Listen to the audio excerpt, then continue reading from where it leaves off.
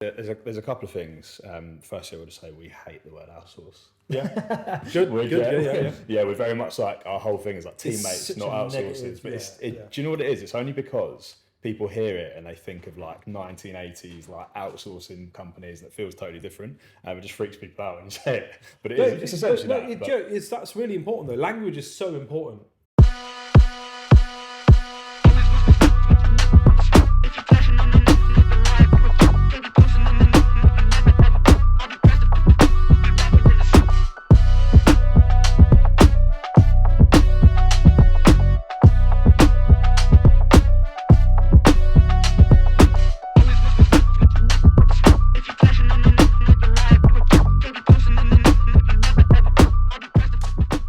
Welcome back to RecTalk. I'm your host, Nitin Sharma, the founder and CEO of RecTools.io. If you are in a spec-heavy market, say you find a lot of good candidates, if you find that the industry that you operate in is very niche, for example, and you want to kind of broaden out your searches and find more hiring managers or vacancies or even candidates in this specific area that you're looking for, may I recommend you go on to RecTools.io and check out Marco Polo. It's a free-to-use X-ray tool that we've created. It will work with either Google or Bing, so your preferred search engine. It will take down the information that you're looking for. So, for example, if you're looking for an engineering director, or an engineering manager, or a head of engineering within the automotive industry in Birmingham, you can pop in those details. You can add a few more keywords in or excluding keywords and press search. And that will bring you up a search on LinkedIn of every single person involved in that industry in Birmingham. So whether it's a hiring manager, a vacancy, a candidate, or a combination of any one of those things. It's also a really cool tool if you're actually looking for candidates who are maybe seeking opportunities. You can put the keyword in as seeking an opportunity or looking for work or whatever that works for you in the sector you're in, and it will bring you up those profiles on Google. It's a free to use tool. Check it out at RecTools.io. So back to the podcast then. We are actually officially a year old as of yesterday, and so I'm proud to say that actually we rank number one across a variety of different metrics within the recruitment podcast section. So I want to say thank you to all the viewers and listeners out there who do take the time out to listen to us waffle. I know it means a lot to me, but I know it means a lot to our guests as well, who often travel quite a far way to come to the studio to take time and deliver you guys some key messages. Onto the podcast then. That was a nice long intro, wasn't it, for once? Right, so my guest today is the CEO and founder of Untapped, and here to tell us more about Untapped, about placing offshore candidates into your businesses in the recruitment industry and more actually, is Kyle Grainger. Thanks for taking the time to come over, mate. No worries. Happy to be here. Glad to know that people are actually listening. Yes, yeah. No, I was funnily enough, my one of my nephews has just started a wrestling podcast, and he was like, "Oh yeah, you know, I'm not sure about this, I'm not sure about that." So I was actually showing him some of our metrics. He was like, oh, "Wow, that's how many people you've had listen. Yeah. That's how many subscribers you've got on Spotify." I was like, "Yeah." Like weirdly, people seem to give a shit about what we're doing. Yeah. So like, big industry. Yeah, it works. It works well. Yeah. But yeah, no, I highly recommend like podcasting for any of those people out there who are not doing it. It's such a nice. I am considering it at the moment. Mate, honestly, business development, if nothing else, right? Yeah, massively. So I'm looking at doing something with, I suppose, like disruptors or people like challenging the industry. Yeah. Because I find it massively interesting. Like you say, like if you can get to a much bigger audience, by spending an hour rather than like spending an hour hammering the phones, then it's probably exactly. And it's also the time that you spend with your prospects, right? I mean, everybody who's signed up so far on RecTools and claimed their page, by and large, have been former podcast guests.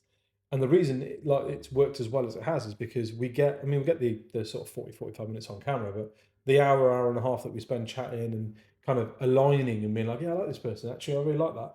You're not going to get that. I mean, like your guy BD'd me, right? And I was, not interested, mate. And in between that and booking you onto the podcast, just before we've gone live now, I've kind of been like, yeah, actually, we need to talk because I've heard good things. And I do need to look at that, you know. Yeah.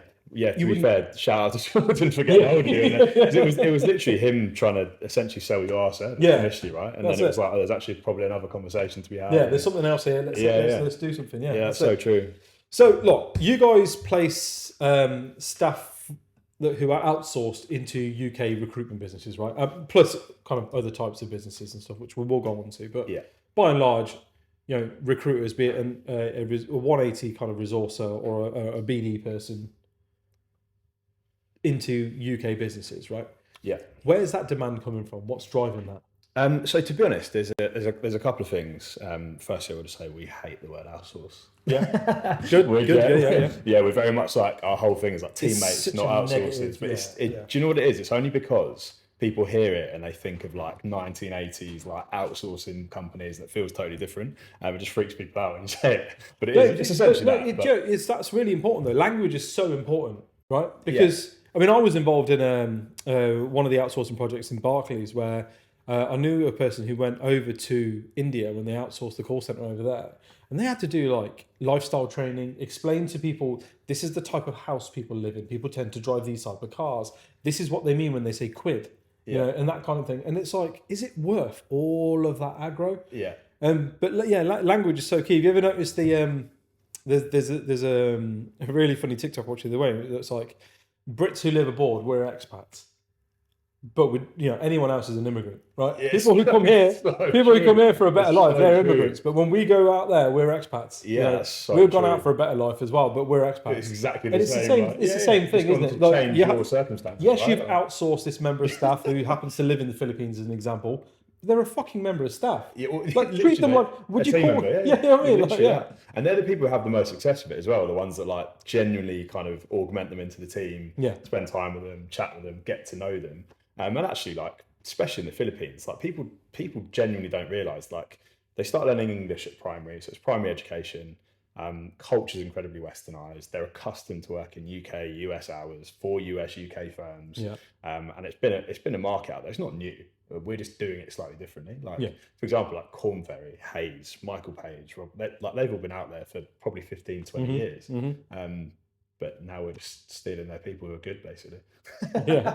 And so is that the model? Then are you getting experienced people, or are you just like, because again, and this is not my viewpoint at all, but playing devil's advocate, if I'm a recruitment business owner and I've had a phone call come through from Jordan or any of the other team, they're like, have you thought about kind of looking abroad for resources? And then the word outsource comes out. I'm sitting there thinking, you guys going through like little shanty towns, but like, all right, how many of you can speak English? Right, fucking come with me.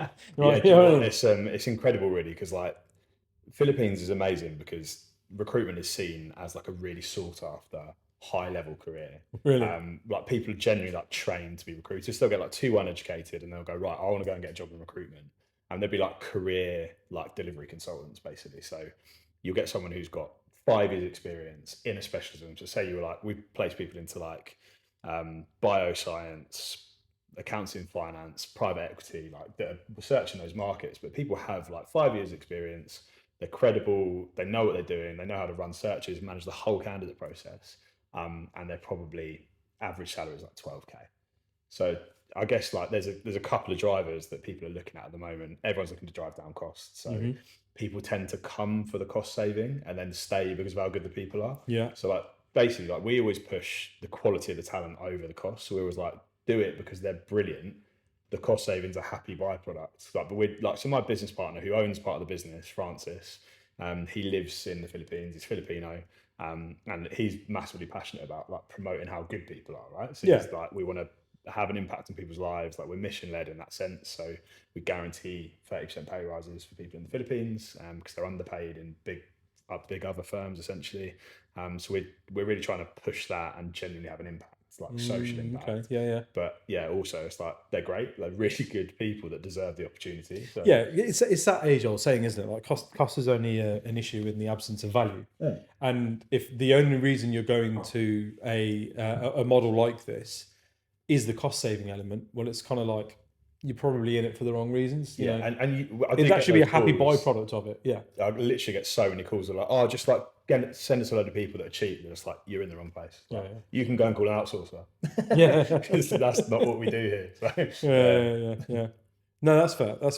So the type of inquiries you guys are getting in then, like, are we talking, are the big firms, are they established 20 plus agencies? Like who is it that's looking at this model? To be honest, it's a really mixed bag. I would say the smallest market for us so far has been like the really big guys. And we've had a couple that are like, say 150 people. That's sort of been the top end for us. But then the majority of the market that we're working with in the recruitment space is like that up to 50 type people. Like with loads of people like up to like 10 people, because it just works really well. For like, I guess we can talk about kind of why it works well and the sort of nuances within that. But that's kind of the key market that seems to be looking at it. And I think that's because the business can adapt and flex so much quicker. Look, statistically speaking, most recruitment agencies in the UK are up to 10 people. Yeah. So that is the largest part of the 40,000 recruitment agencies that people bang on about, right? Yeah. It's always important to drill down those numbers. And so that should be really where you're focusing. I mean, when I talk to RecTech vendors and sort of rec suppliers all the time, and always banging on about that point, look, the majority of people are sub 10. So if your product is really designed as an enterprise solution, then be prepared to do one deal a quarter and be happy with that, right? Yeah, exactly. But everybody else is sat in that sub 10 market. So focus there, or put some proposition out to that. And so, okay. So let's talk about that then. So what are these guys looking for then? Are they?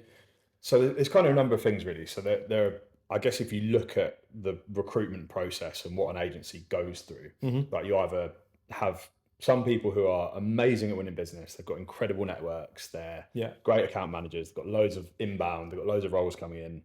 Don't necessarily have the time to go and source them, or maybe their forte isn't the admin side, or they're not as like diligent in that sense. Or you get people who are amazing fillers that are like, and don't get me wrong, some people are amazing at both. And I've worked with a few where I'm like, okay, wow, you just do your thing. You're not going to win that. But like, so usually people either struggle with one of those, where they've either got loads of lost revenue because they've got loads of jobs on, but they're not kind of filling them, or they're the opposite and they're like struggling to win business, struggling to get jobs on.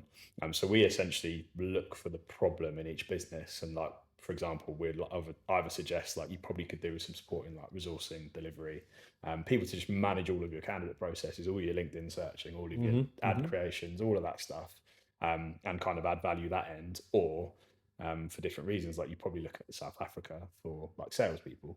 So if you're like, you want people to go and purely go and win business, again, it will cost you 50% less than the UK to go and get an experienced business development manager or SDR, BDR from like Cape Town, who's pointed at the UK, working UK hours, going after new business. But the other thing that does, and the reason it works so well, is you essentially have like specialists focused on their business area. So instead of like, for example, with me, like when I was running a desk, all I wanted to do was go and chat to clients. I was like, I just want to go and meet people all the time, chat to everyone, take them for beers, drinks, dinners, whatever it was. The resourcing part was almost a pain in the ass. But honestly, I'd sit there and go, I've got to search through LinkedIn, I can't do it. And I'd literally be going like, has anyone got any candidates? Like, I just until I started doing senior stuff, where it was kind of like every candidate's a client. You're schmoozing either side, aren't you? But like when it was initially, I was like started off doing like accounting, finance, like temps, basically, like purchase ledger clerks. Like a little while ago now, I don't think people even say purchase ledger anymore. But I'd sit there and go, great, got a job on, but what am I going to do with it? Like, I just got to go and find people now. But so that's the bit where I would, like, if somebody said to me, like, you could take £1,000 a month out of your like billings and hire someone to do that for you, I'd be like, fucking take it all day, all day long. Give me all that time back, and I can just go and waffle to people. Great. Yeah, no, that's fair. That's fair. And so, a couple of things I want to go through then. So the first obvious question is going to be around kind of the salary. You're talking, around that kind of 12k mark. It's a big difference. How does the taxation work? How does it work in terms of from a PAYE, NI insurance perspective, and then in terms of then equipment, mobile phone, laptop, LinkedIn licenses, all that sort of stuff? These must be questions you guys get all the time. All the time. So like, I suppose I'll do the Philippines first. So the Philippines is super clean in the sense that from a tax and compliance perspective, everyone's responsible for their own affairs. So you essentially, if you hire interim, you get one invoice through us every month. You don't need an extension or an EOR of any kind. And if you hire perm, you get one invoice directly from the candidate every month, and then they handle their own tax affairs. So super clean, nice. No need to go for an EOR. In South Africa, slightly different, slightly tighter on compliance and legislation. So we always recommend people hire for an EOR. which essentially works and is cost effective. It's about 8 to 10% on average, I would say, on a monthly basis. But then when people hit, so say people hire 5 in South Africa, that's the point of inflection where you should typically look at setting up an entity, and that'll work out as more cost effective. Yeah. Okay. They kind of do everything for you as well, to be fair. We recommend people, to be fair, we're partnered with Teamed, who are great. So literally I'll just go, hey Shamir, can you meet like whoever I'm working with, and he'll just go through everything. Make it super easy. So you guys are doing the full kind of full end service, right?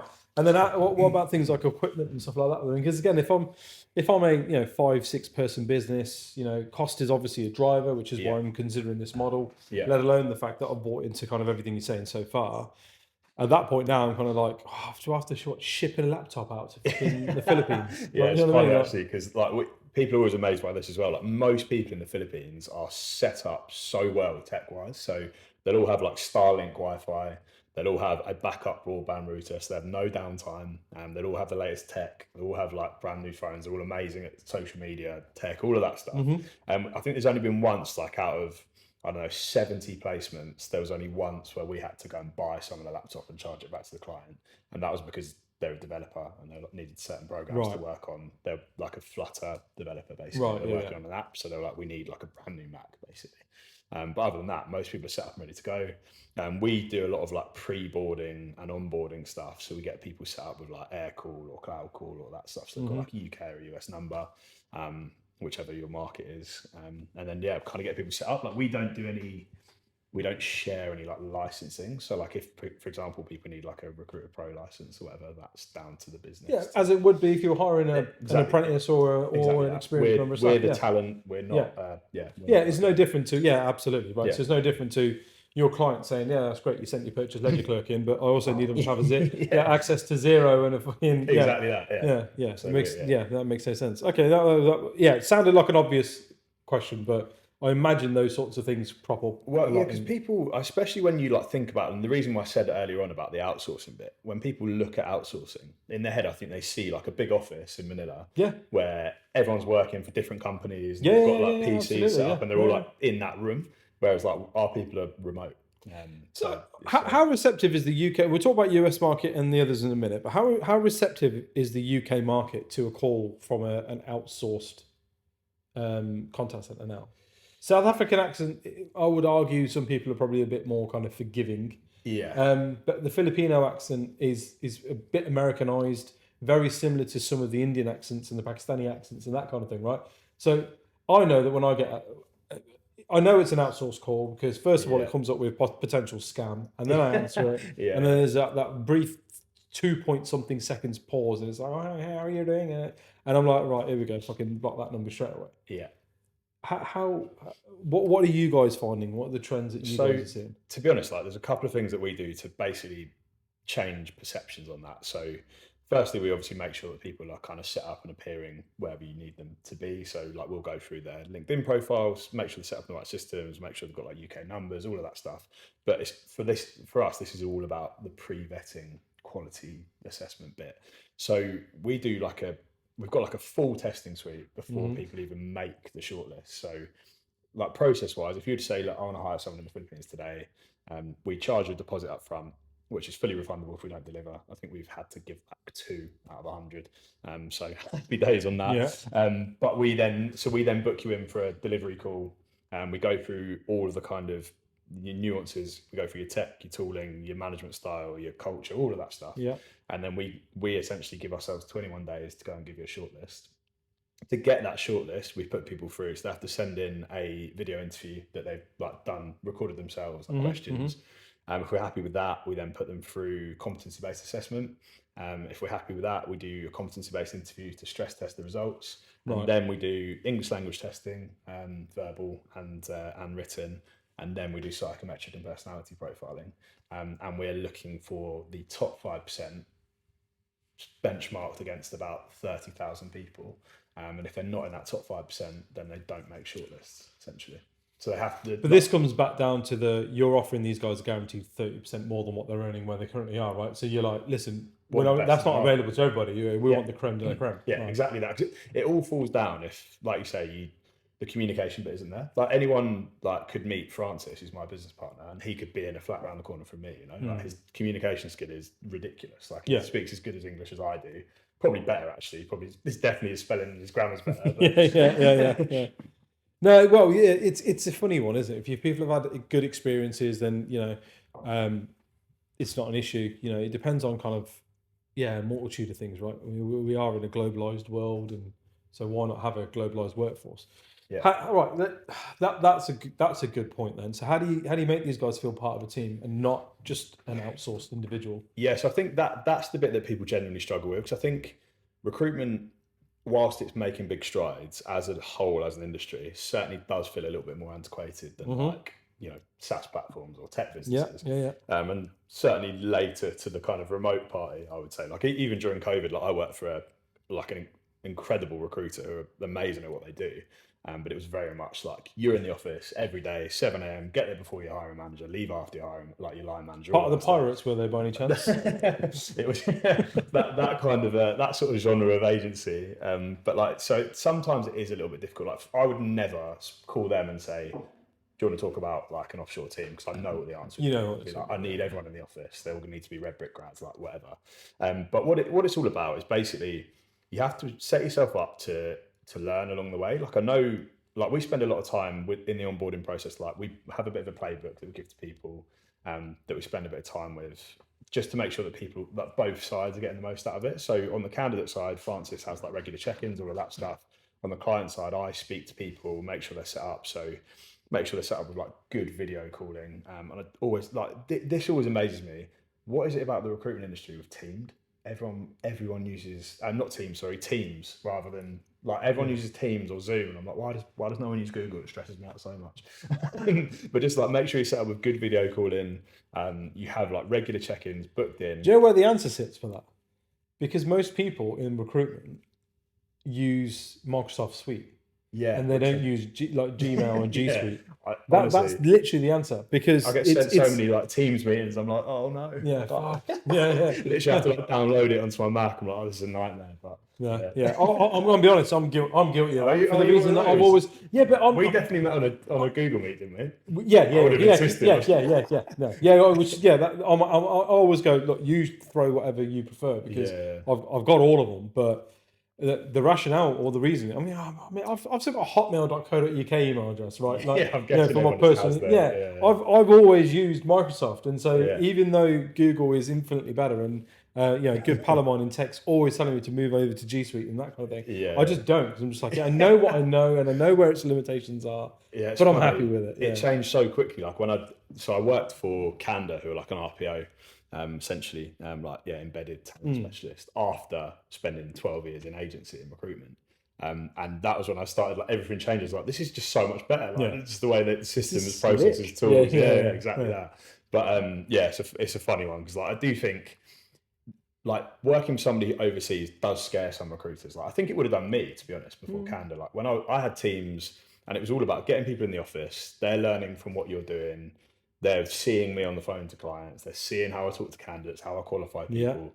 And it was all very much you learn via osmosis. You're around people that are successful and you get part of it.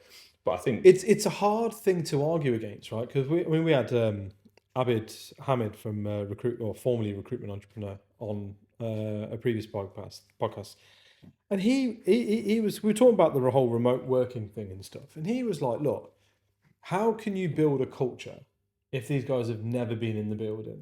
How do you build a company culture? How do you build and I'm like, it's hard to argue with that logic, right? In that, if we all worked together and then COVID happened and we had to disband, the relationships are already built, right? We're already kind of aware of who each other are. So we've gone off and we've, and this might be an age thing maybe, but I've never met somebody online and made friends with them online and only ever kept an online relationship.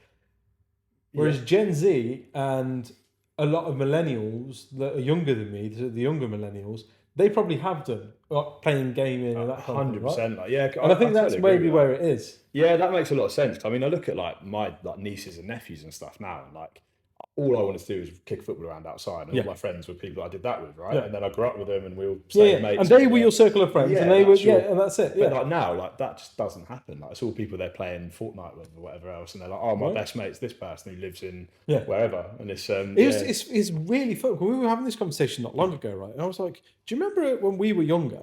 You wouldn't even make friends with kids from who lived on your street that went to a different school. yeah. Like, do you know what I mean? Like, it was always, what 100%. school did you go to? Like, I hang out with my people from my school. 100%. You didn't like the other school. Yeah. Why? Because Or the next village. Or, yeah, that's right. And whereas now you've got kids that are just like, yeah. Oh, like I had a member of staff of mine who was like, oh, I'm going to Venice next week. I was like, oh, cool. What are you doing? Oh, I've got a guy who I play Xbox with. He lives in Venice, and he's invited me out there to stay with him for a few days. And I'm like, have you ever met this person before? You know, immediately like the Yeah, rid because flags. do you going, know like, what I mean? It's just like, don't talk to strangers. Don't take that. You Yeah, met a so stranger true. online, and now Yeah. you're flying over to Venice to stay with this Yeah, it's person. so true. But then And I I'm the weirdo for thinking that's odd. I definitely subscribe to that train of thought as well. Like obviously, like until I joined Canada, I don't think I'd ever worked with anyone where I'd only met people remotely, right? So, and like we had people that we hired, like this is where the whole idea came from and when it all started. Like we had people who were based in Cape Town, like honestly, like was probably like the best in the business in terms of like what she did, like talent partner wise. She's like obviously salary was completely different, like paid a lot less than she would have been in London, but was working harder and was incredible and like stuff like that. And built a really good relationship with her really quickly. I was like, she's great. And then similar thing with, that was when I met Francis, who's my now business partner. Like we built that relationship. Like Francis and I have never sat in a room together and had a beer. We own a business together. So No, it's a really that's a strong enough argument, isn't it? I suppose. I'm only going to say this because it's itching in the back of my head, and I don't want to sound like a knob, right? But would it not be more ethical to just pay these people the UK equivalent if they're damn sight better than what you get? Like, so for example, if 35 grand a year in Coventry in recruitment market is going to get me 2 years experience and someone who's barely billed 50 grand a year, and 35, but 12 grand or 15 grand even in the Philippines is going to get me 150k a year biller. Yeah. Ethically, should I not just be paying that person 35 grand a year? Well, this is a conversation that we're having now. Like salaries are going to shoot up over the next 5-10 years massively because of people like us are promoting it. But essentially, like, yeah, absolutely. Like, I genuinely believe that you can get better people. Because you're saying, look, the cost is just the happy benefit, right? Yeah, that's a secondary thing. The key point here is that you're getting somebody who's experienced and really, really good, and is going to work all range of different hours and that kind of thing, and sort of in a different manner and so on and so forth, and adds a new dynamic to your business, and a new dimension to your proposition. So one could argue that it's like, well, come on, let's pay them what they're worth, right? No, 100%, and I think that's with us. We were like, right, we need to set our stall and say like we're going to give everyone like a minimum 30% pay rise. Like people are working in for bigger agencies or in-house at different companies, and they're on £700 a month, for example, and that's still like a pretty good salary in the Philippines in the grander scheme. In the tech world, it's the same. But, right? A UK developer earning 50 grand a year in America, in Texas, would get 150. Yeah, well, right? literally same skill set, same experience, right? Literally that. And they're not looking down at us like, oh, that poor guy sat in the Midlands earning 50 grand a year. Yeah, and I guess it's all relative to like lifestyle, inflation, like surrounding costs. So like, obviously, the cost of like a property in the Philippines would be relative to the salary. So we actually want to boost people's life experience by boosting their salaries. And over time, like I genuinely believe it will change massively. But like you mentioned there, like developers, like this is an emerging market for us. Like somebody who set up an app came to us like, we need 2 developers. We're paying someone 90, 100k, and we went and found them someone in the Philippines. I think they're on 18k. That was a 30% pay rise for them, and they're amazing. Like they're absolutely incredible, unbelievable full stack developers for 18k. And you start when you start thinking about that, you think, what is the benefit if they're working remotely anyway? Like how many developers work in the office these days? Probably not that many. But even if they do, how often as a business owner, right? This is such a big point of contention for me and my former business partner, because he was very much that old school. Everyone needs to be in the office 5 days a week, all that shit. And I was like, what's the point so my lead developer at the time was Tristan, like, great guy. I don't know what the fuck he was doing.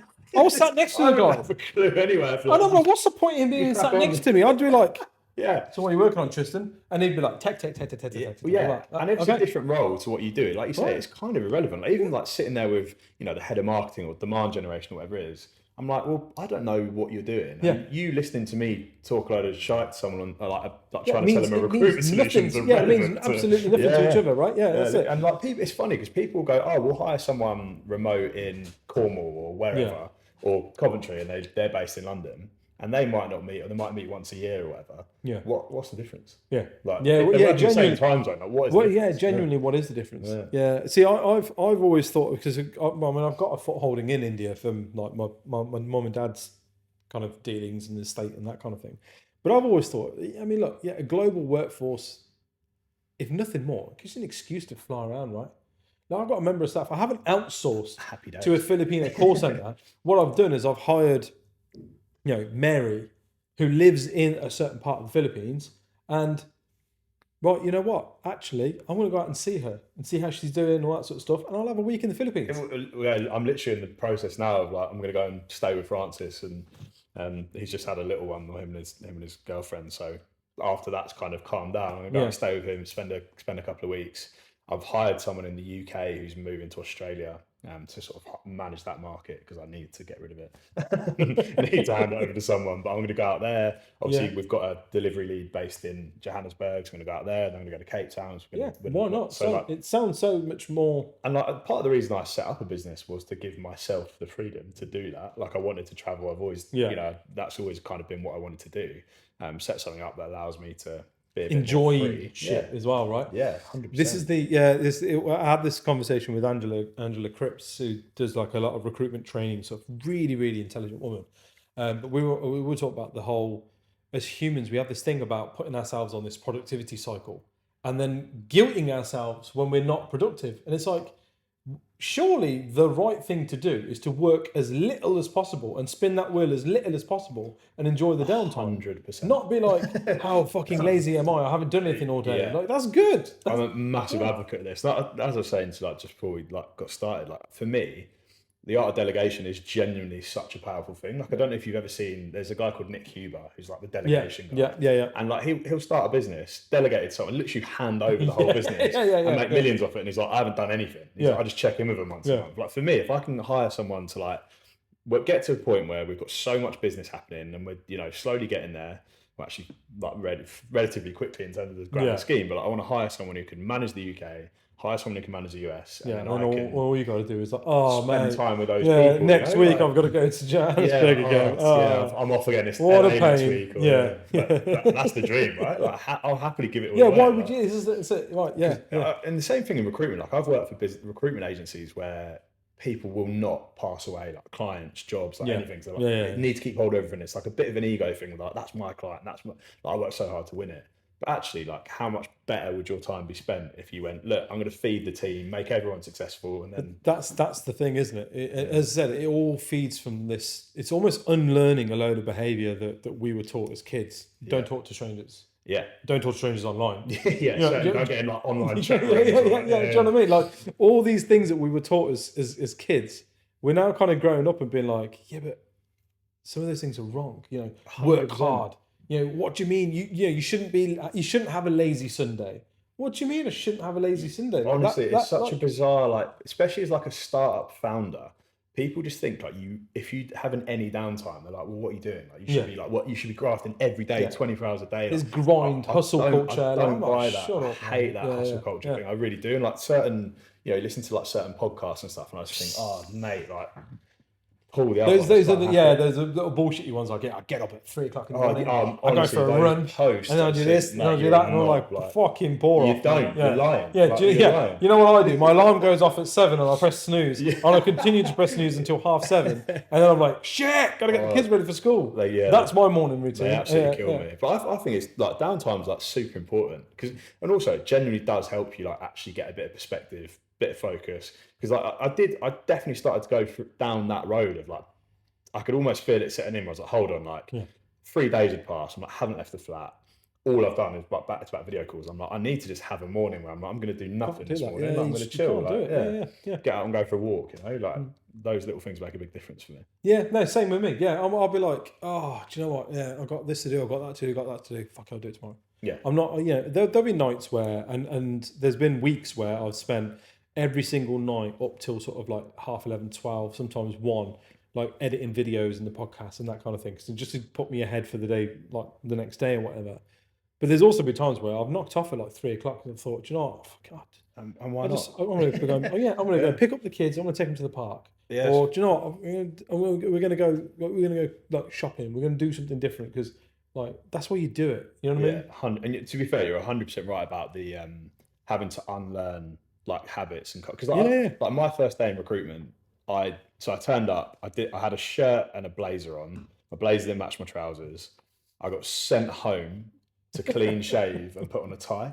I literally like genuinely, and I remember like coming into the office and they'd be like, "You're not clean shaven," or I was wearing one of those like white collared shirts, tie, neck suit, or just like look. To be honest, didn't look that great. And like literally everyone used to be like, "It's only ever recruiters or lawyers that wear a suit."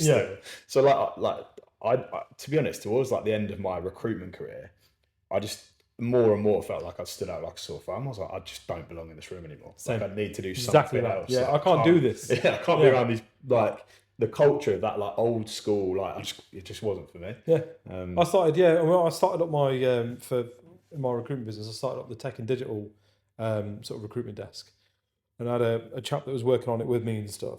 And my business partner was still coming in a suit, making all of like the accountancy finance guys dress smart. And I was like, we're coming in a hoodie tomorrow. And he was, and Liam, his name was, and Liam was like, "Can I wear my shorts?" And I was like, "Wear whatever the fuck you want." Like, we're tech and digital. It does not matter. And it took us doing that to kind of then start filtering out throughout the entire business, because like my business partner was very kind of like, no, unless I'm wearing a suit, I don't feel like I'm going to work. And by the end of it, he's there wearing like like a shirt and shorts and the t-shirt underneath. It's funny because like a lot of people say that. Like, I feel like I need to like dress up to nice to feel like, and like I do get that. I think I had that for a while. Like when I first moved to London, I'm from like Cambridge originally. Worked for an amazing business there, a company called the One Group, and we were like on a real journey. Like started, I think there were like 25 people when I started, about 80 when I left. It was just like incredible thing. Honestly, like such an amazing experience, like managing teams at like 23, and it was amazing. But again, like they went through that kind of change. Then when I moved to London, I was like, right, I need to be back amongst it. I'm in the city, new suit, like all that stuff. And like I felt great for it, you know, and like I was getting in the office first and all of that stuff. But I remember like walking around, like, I'm quite like probably talk way too much. I'm like walking around smiling, chatting to people, walking through Moorgate, and people are looking at me like, "We don't do that here, mate." Yeah. I just fade into the background now. And I think after about a year, I was there like as grey and miserable as everyone else. I was like, it takes the colour out of your eyes. 100%. No, it's exactly that, right? It was sort of, I used to love the whole dressing smart for work and that kind of thing.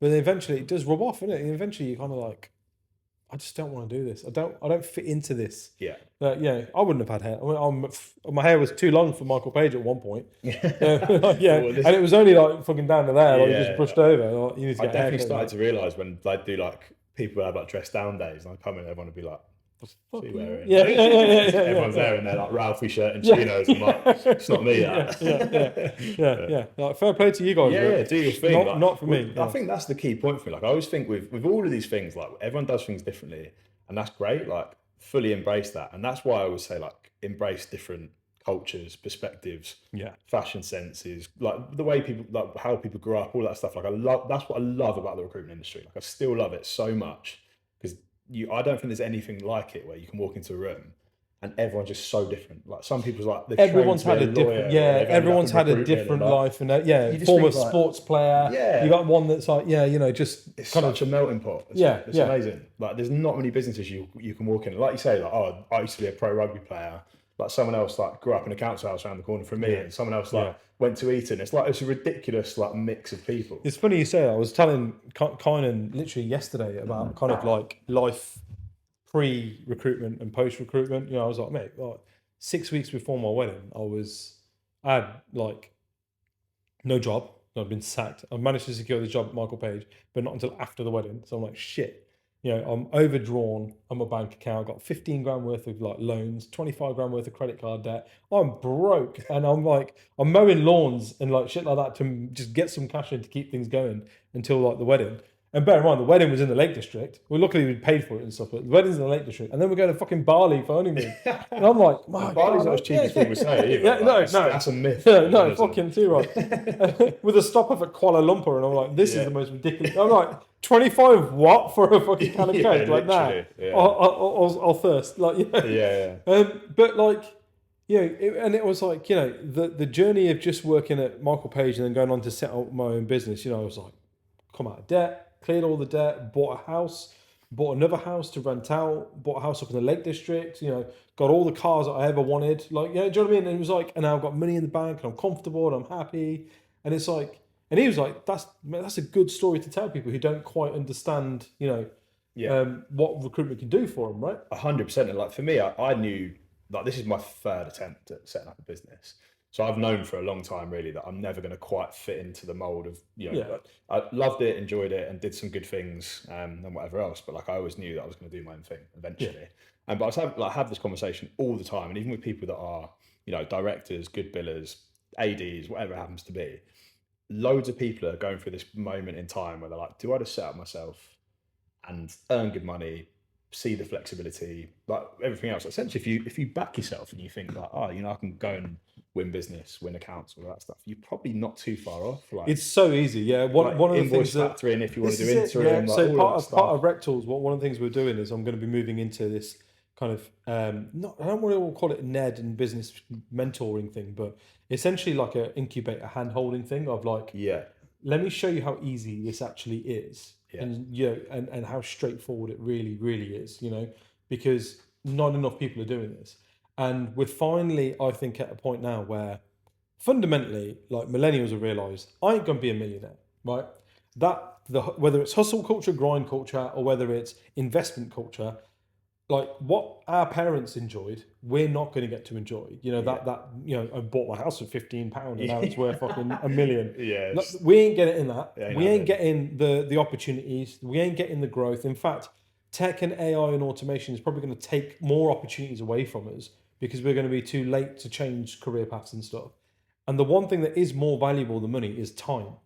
And I'm seeing a lot of people our age that are kind of like, I just want my time back. Yeah, 100%. Like, I want to work 4 days a week. I want a 3-day weekend. I want to spend more time with my kids. I want to spend more time with my family. I want to spend more time doing shit that I like to do rather than things I have to do, I don't want to do a to-do list anymore. I want to do the things I want to do, right? I want a bucket list, not a to-do list. Yeah. And I think those of us that are in recruitment and still on an actual live recruitment desk, like the time thing, that's the sell. That's the shit you're going to get, Yeah. You'll get to, I've got 7 years of every school play, every, drop off, every pick up, every parents' evening, everything I needed, all the things that my dad didn't do with me for my kids, I got to do that for 7 years. And I'm like, that's worth more than when £1 million in the bank. Yeah, if you come to the end of whatever your road is as a person, you're laying there on your deathbed and you're thinking like, you know what? I'm so glad I got that extra bonus. With the that 25% bonus I got in 2017. And it's just like really hit none the of that spot. stuff matters. Like genuinely, it doesn't. And like I guess, I'm massively motivated. I'm massively ambitious, and I have huge plans for Untapped. And I think it can genuinely do something amazing and disrupt the market and be something really because special. you're delivering something that is more than just a financial benefit to you. What you're doing is you're giving opportunities for people who don't have those opportunities at the moment. And also businesses who've got hopes and dreams and ambitions, but are lacking the financial cash flow or facilities to do that, right? 100%. This is why I love working with those people that are like, we've branched out and we've set up ourselves, we're doing this. And I love speaking to those people because I'm like, look, like the next stage of your journey, we can have such a massive impact on. Like even if like someone's set up and they've one person business and they're like, look, I'm winning business, not quite filling everything. I ain't got the time. That kind of person, I'm like, brilliant. Like we can literally do so much for you. That's it. And I love watching people's journeys. Like I catch up with people all the time. Like I messaged someone today who's like basically going through like looking for investment. He's trying to grow something a little bit different. And I sort of just said to him, like, if you ever just want to like chat, talk it all through, like talk about like happy to help. So I love that. Like I'm a massive believer in like mentoring, and like I've benefited a huge amount from that. Like from an early age, like my dad was my biggest mentor, and then going through my career, like my first line manager was a guy called Will Dempsey, he's now like global director of talent for AstraZeneca, and he's like incredible, does all the like what's it like RecFest and all that stuff, and I still catch up with him, and I like think about all of those things that the knowledge they imparted on me, and I'm like, if I can help anyone on their journey, like that's amazing to me. Yeah, that's a job done. Right? And even now, like Louis at Canada, for example, like when telling him what I was going to do and that I was setting up and all that stuff, he's like, fully back it. You got my full support. Use our brand library. Use our marketing team. Like whatever you need, we've got you. And it's like, how amazing is that? Like I'll remember that forever, and like hopefully be able to do that for someone else. You know, like and it costs him nothing. Yeah, it's just a bit of time and that's the point, right? Time. That's the more valuable thing is that time, not the money. The money will come and go all day long. 100%. Time only goes one way. Yeah. You've had great months, great quarters. You've had a load of money. Like, great. It goes pretty quickly as well. Yeah. You look back and you're like, fuck, you just got. I remember, like, I used to think about it all the time. When I was at uni, I used to work 3 days a week at T-Mobile, and I'd be pulling in more than what the full timers were pulling in because I'm working Friday, Saturday, Sunday, right? Peak. And it's mobile phone sales, and they're flying off the shelves. And I'm like, look back and I'm like, what did I have to show for it? Like a collection of shit. Just like a bedroom full of just random shit. Honestly, I did all of it. I did I'm going to go and buy an expensive watch, ended up selling it because like, I don't even like it. I literally did it so I can sit in the office and be like, look at that one. Yeah, like, like all of that stuff, like tailored suits, like trips to Dubai, all of that. And I was like, genuinely like, what am I doing this for? I had this like moment where I was like, well, who am I kidding? Like, who am I actually kidding? Like, this isn't actually who you are. Yeah. So why don't you do something that like aligns with you as a person, and then hopefully that you can grow something there because you actually care about it. Like, literally, who cares? Like driving around in some rented Merc and stuff, and I was like, I just look a knobhead. Like people are looking at me going, "Who do you think you are, mate?" Like this is it, right? Yeah. No, it's madness, but there you go. Right, look, how do people get in touch with you then? We're coming to wrap up time, so now's your time. Cool. Focus the camera, plug your shit, and we'll send it to you. www.tryuntapped.com is probably the quickest route. There's some information on there that will kind of cover most things. We do have a waiting list, so essentially sign up. That's good, man.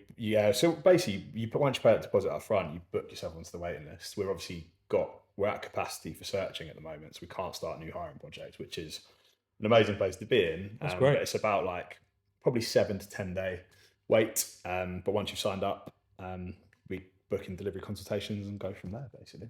So, sounds good, man. But I think ultimately we're able to offer genuine solutions for most types of businesses. Like our whole ethos is like, I believe any company in the UK can benefit from what we're doing. So yeah, because there's talent out there. Yeah, right. Yeah, the whole thing is but it's untapped. Talent exists everywhere. Opportunity doesn't. That's our very strap true. line. No, that's very true. That's very true, man. This has been really cool. Yeah. It's been a pleasure meeting you, man. This has been good. Right. Really good chat. Thank you very much. Right, cheers for listening into another episode of RecTalk. For those of you who are still listening, and we'll see you again next time. There you go, Colin. I did a little wrap up. Yeah. I think.